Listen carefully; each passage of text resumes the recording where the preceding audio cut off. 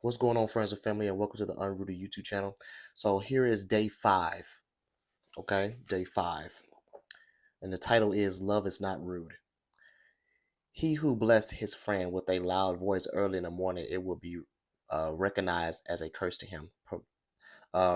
Reckoned a curse to him. Sorry about that. Proverbs chapter 27, verse 14.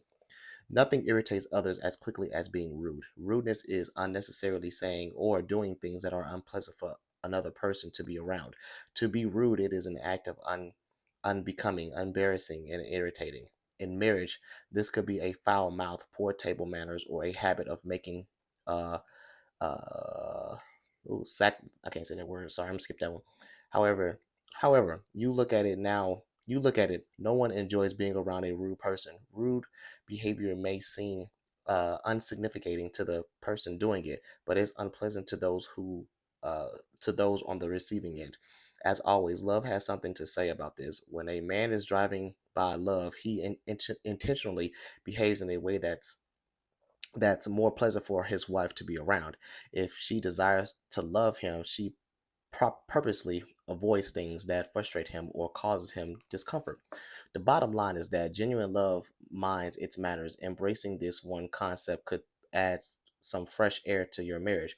Good manners expressed to your wife or husband: I value you enough to exercise some self-control around you.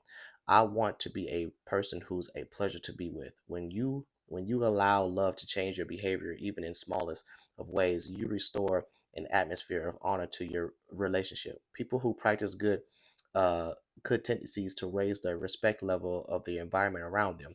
For the most part, you use a home to is much different than the kind you imply with friends or even with total strangers. You may be barking or pouncing around the house, but if the front door chimes, you open it and smiling and kind. Yet you dare to love.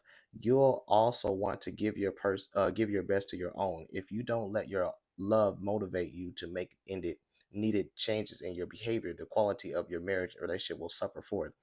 Women tend to be much better at certain types of manners than men, though they can be rude in other ways. King Solomon said, better to love on a counter of the roof than share a house with a quarrelsome wife." Proverbs chapter 25, verse 24. But men especially need to learn this important lesson. The Bible says it is well with the man who is gracious. A man of discretion will find out what a appropriate, then adjust his behavior accordingly. There are two main reasons why people are rude: ignorance and selfishness. Neither, of course, is a good thing. A child is born ignorant, needing lots of help and training. Adults, however, display their ignorance at another level. You know the rules, but you can be blind to how you break them, or be too self-centered to care. In fact, you may not realize how unpleasant you can be